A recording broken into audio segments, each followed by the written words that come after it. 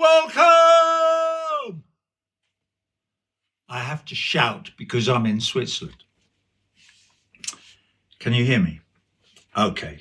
When I was a young man, my mother once told me this: Roger, throughout your life you will be faced with many difficult questions and quandaries. My advice to you, when you are, is this: read, read, read. Listen to all sides of the argument, especially from those you don't always agree with. Research thoroughly. When you have, you will have done all the heavy lifting. The next bit is easy. So what is the next bit, Mum? Then you just do the right thing. The invasion of Ukraine by the Russian Federation was illegal. I condemn it in the strongest possible terms. Also, the Russian invasion of Ukraine was not unprovoked. So I also condemn the provocateurs in the strongest possible terms. So, on behalf of the silent majority, I now address President Biden. Let us be very clear, Mr. President. I speak for the voiceless majority. You and Antony Blinken and Victoria Nuland and Jake Sullivan and the rest of the warmongering neocons at the heart of government here in Washington, along with the vassal states in NATO, are the principal provocateurs that I mentioned. I am not apologizing for Mr. Putin, you understand, but just to glance fleetingly back at the history of the last 30 years or so. You could have done better. You could have followed President Gorbachev's lead in 1989. You could have kept Secretary of State Baker's promise not to advance NATO 1 yard closer to the Russian border than the eastern extremities of a reunited Germany. You could have responded to President Putin's overtures in his famous 10th of February 2007 speech at the Security Conference in Munich, and shepherded us all towards a much, much safer Europe. Or, in 2008, you could have chosen not to expand NATO eastwards. Or, in 2014, you could have refrained from engineering the illegal Maidan coup d'etat in Ukraine. Or, in 2019, you could have supported the Minsk Accords. Now we're told by Angela Merkel they were just a ruse to buy time to arm Ukraine for the war that you were engineering.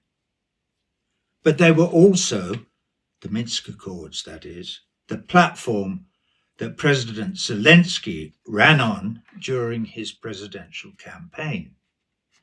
Well, you fooled me, President Zelensky.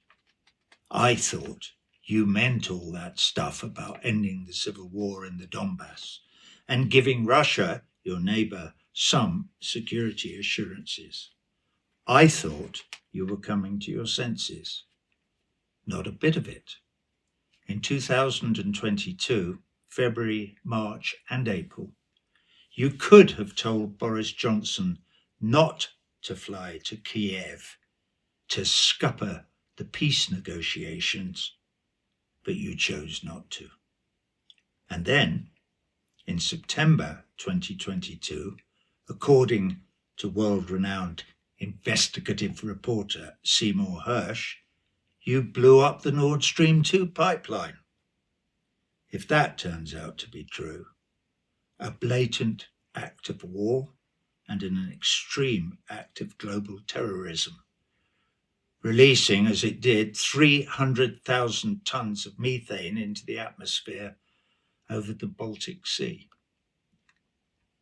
First you, Mr. President, boasted openly about your intention and ability to do it. And then recently, Victoria Newland boasts about how pleased she is that it's a, quote, hunk of junk at the bottom of the sea. And Antony Blinken boasts how perfectly its destruction suits the US imperial agenda.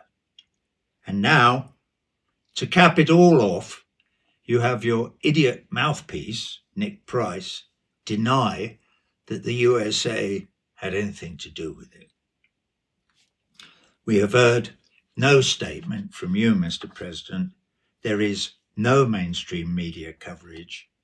I guess you and the mainstream media think Cy Hersh's piece and the mysterious exploding pipeline is just of no interest to the people. Enough is enough. We demand change. Do the right thing. Implement a ceasefire in Ukraine today.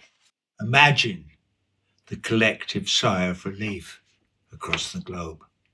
The outpouring of joy, the international joining of voices in harmony, singing an anthem to peace. Imagine John Lennon pumping the air with his fist from beyond the grave. You have finally been heard in the corridors of power. The big, dumb bullies in the schoolyard have agreed to stop playing nuclear chicken. We're not all going to die in a nuclear holocaust after all. At least, not today.